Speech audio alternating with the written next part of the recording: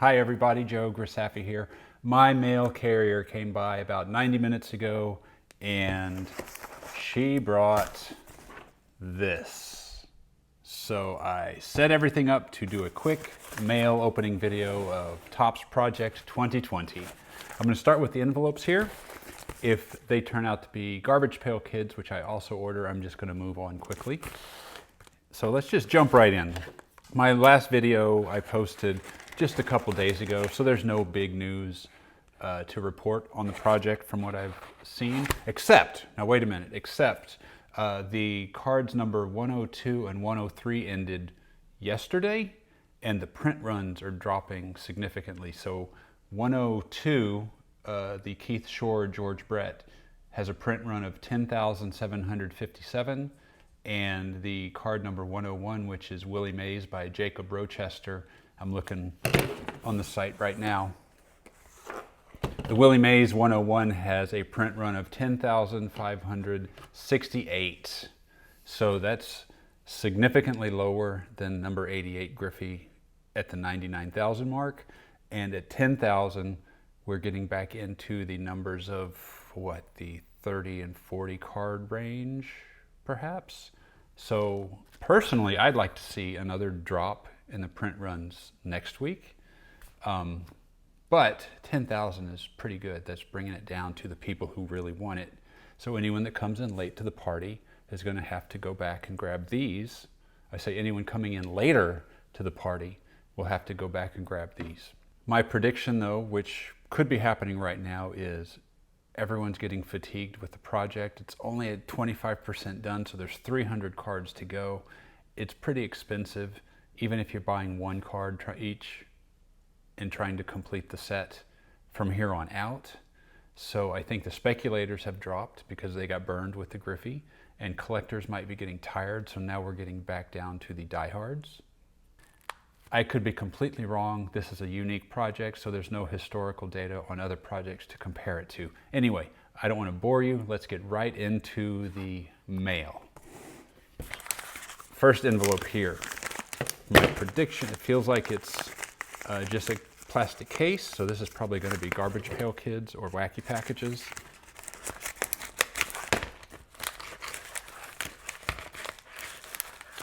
I don't recall any Garbage Pail Kids stuff getting really desirable. You know, I did get a green parallel card from Topps for Garbage Pail Kids set, and that was kind of cool because it just came in the mail. Yep, Garbage Pail Kids. This is Bizarre Holidays. This one's been kind of fun, and I got two sets of the same thing.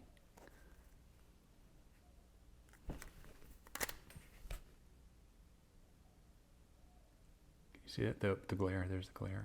Okay, good. I'm not going to open these. Next envelope, it feels like it's more stickers, not Topps 2020.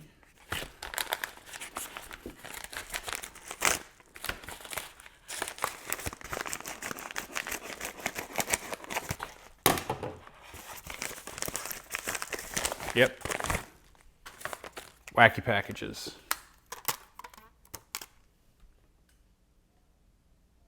I set up another light over here. That looks really good. And I got two sets of the same thing. Not sure why. I'm probably going to sell one. Just in case you can't see that. Look, there's that. Okay, now this is probably Project 2020. So let's go right into this. It's heavier, it's fuller, and it feels like the black boxes that they come in. Got a tear right here, hoping it's not too damaged. Some people have been complaining that Topps is not using bubble wrap in the boxes. And I think that's when you order a lot of the same, when you have a big order, I don't think they're using bubble wrap so they can fit everything in one box. Because here, the envelope's padded, plus they're using bubble wrap.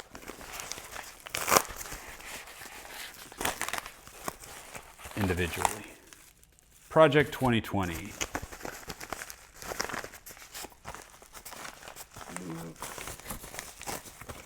I'll look at the invoice in a second.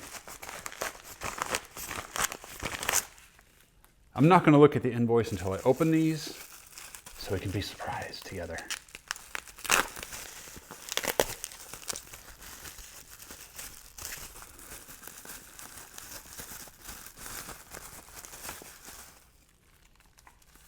Project 2020. Well, let's open this. Here's the close-up. Jeter.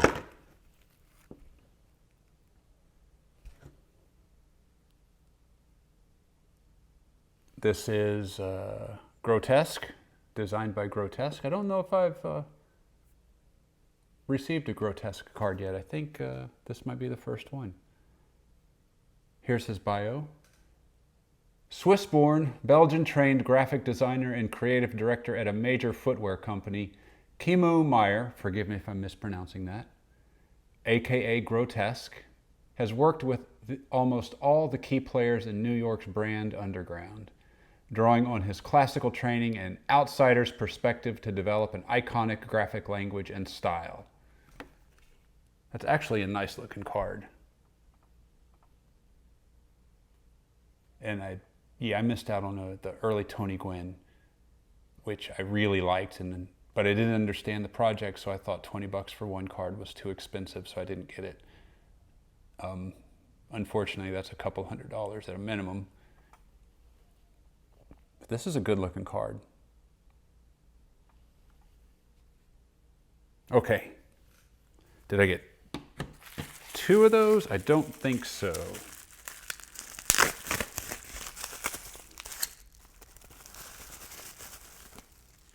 Early on, I was only buying 1 of each that I liked.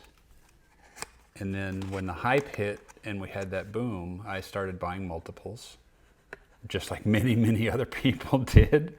So, oh, Mark McGwire.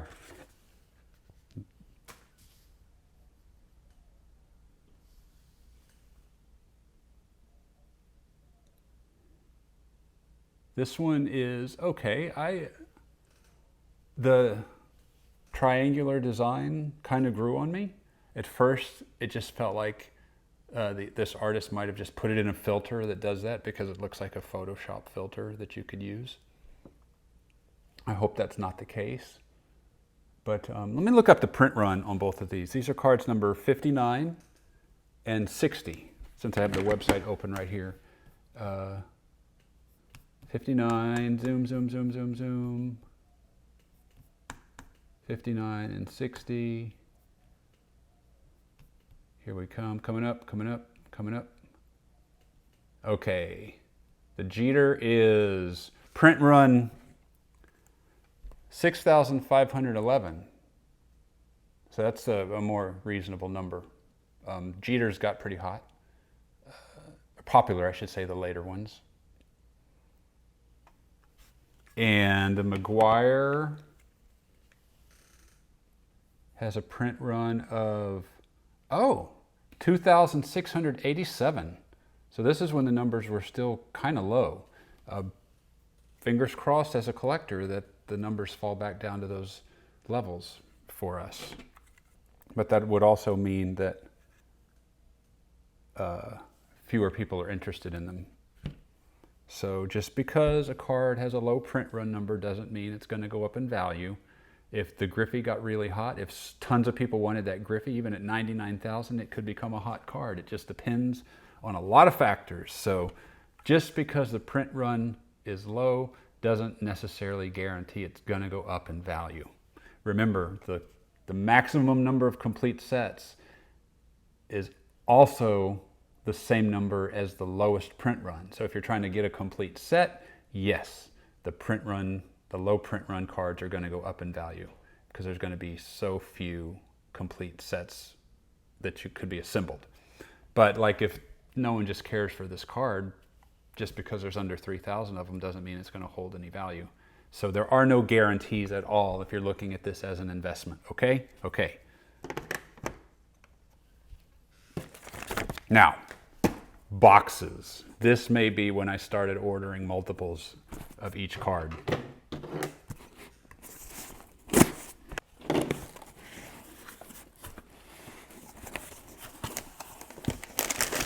I got bubble wrap.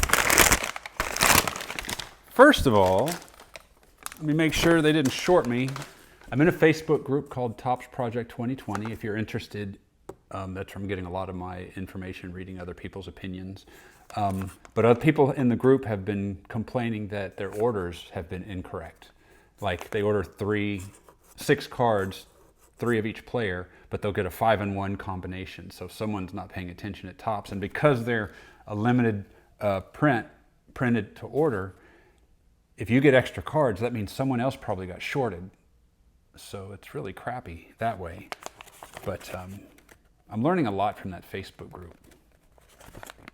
So yeah, but they got mine right. I only ordered 1 of each. Let's see what I got here. Here's the invoice. Mr. Cartoon, Dwight Gooden, and I don't recall the artist offhand for the Griffey. So this is cards number 65 and 66, and I bought 2 of each.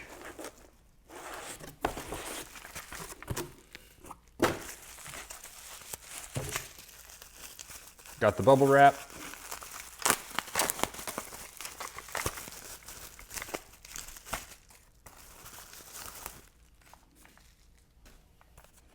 And this is Ken Griffey Jr.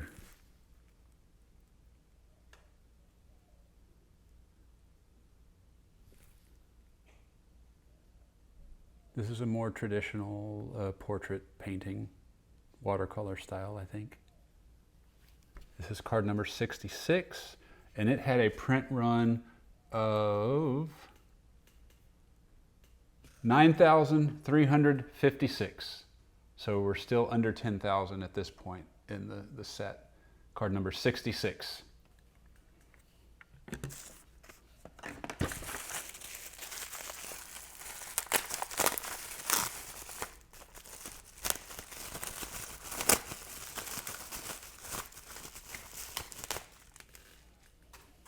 And this is Griffey again. Don't want to move it too fast in case you want a good look at that. And this is by Jacob Rochester. And let me read his bio real quick in case I haven't in my other videos. Jacob Rochester is what many may call an artist's artist. The bi-coastal creative doesn't just create wonderful illustrations, paintings, and graphics, but Rochester also knows a thing or two about producing mesmerizing beats that can easily impress the most dedicated hip-hop head. So yes, I've read that bio before. Fair looking card. That style is not my favorite, but there you go. Under 10,000 print run. So, moving on.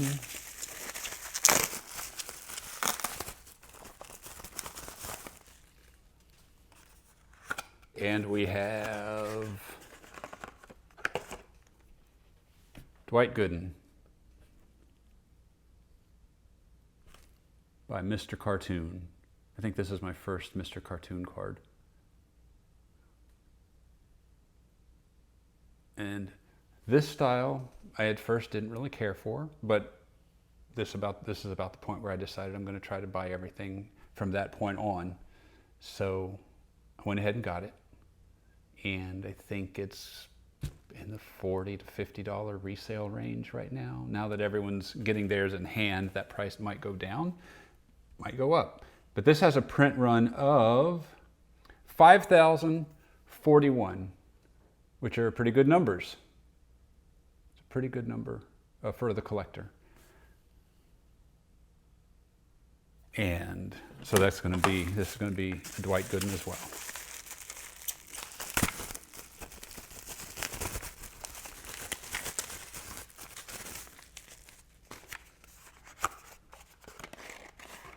Yep, same thing as expected. Quick look at these, make sure these look pretty good. These are great shape. Yeah, I mentioned before that I had 1 or 2 that arrived damaged.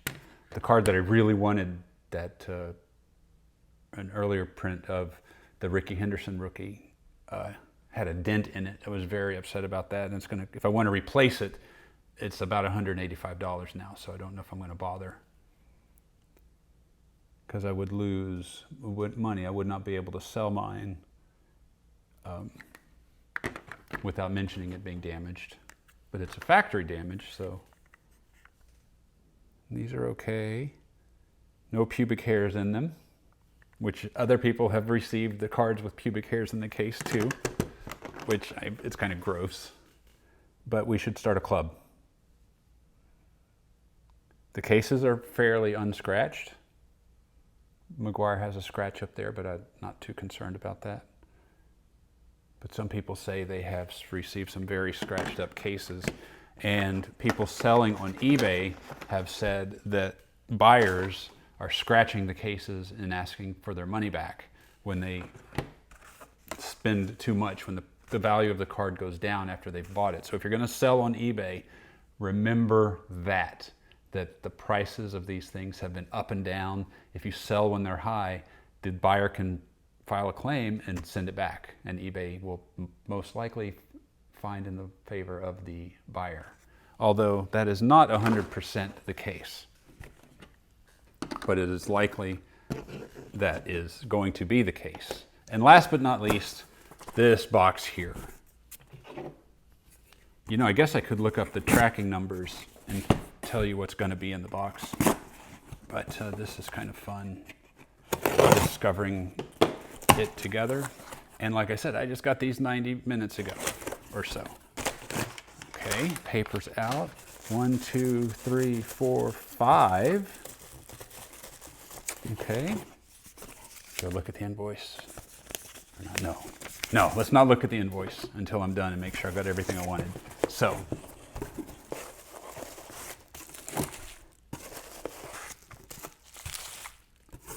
I think 5 is the most I've received in one box, so you should get bubble wrap when you order 5.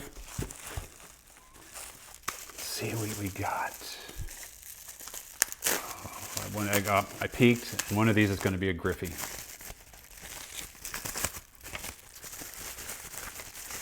Are they all going to be Griffeys? I don't know at this point what I ordered here. Yep, okay, yep. So I guess I double dipped and went back and got the Griffey. The same Griffey. Now, did I order? Shit. I'm gonna look. Yep, I got 5. So these are all Griffeys. I went back and got 5 of these Griffeys.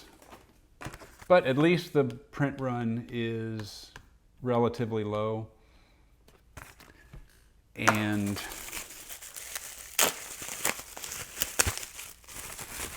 this is when I fell for the hype. The cards were skyrocketing in value, and I didn't want to miss the boat. And yep, there's a Griffey. I'm only going to open them all here just in case I get the 1/1 gold card. So yeah, this is about the time they spiked, and I didn't want to miss the boat. I wanted to make a little extra to pay for what I had bought before, and maybe a little extra money, but it's not working out that way right now. I don't think, I think these are only getting maybe 100% markup, so about $35 to $45 on eBay. Still good, that's still great. Someone had mentioned very few things would give you 100% return. So if you're gonna get a 20%, or a $20 profit on each card, that's really good. I would be excited for that. So another Griffey. And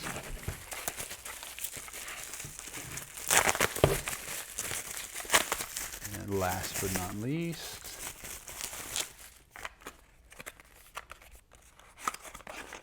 and another Griffey. No gold card. No gold 1/1. Anyway, okay. Well, there you have it. My next one could be in just a couple of days. And it could get more interesting when my ×5 orders and ×10 orders start to show up. Looking forward to the gold Frank Thomas. I think that might have been my first ×10 order. So thank you for watching. If this was fun for you, if you liked it, please like the video and subscribe to my channel, and stay tuned for more Project 2020 mail openings. Thank you, and we'll see you soon. For it's 1, 2, 3 strikes, you're out at the old bar.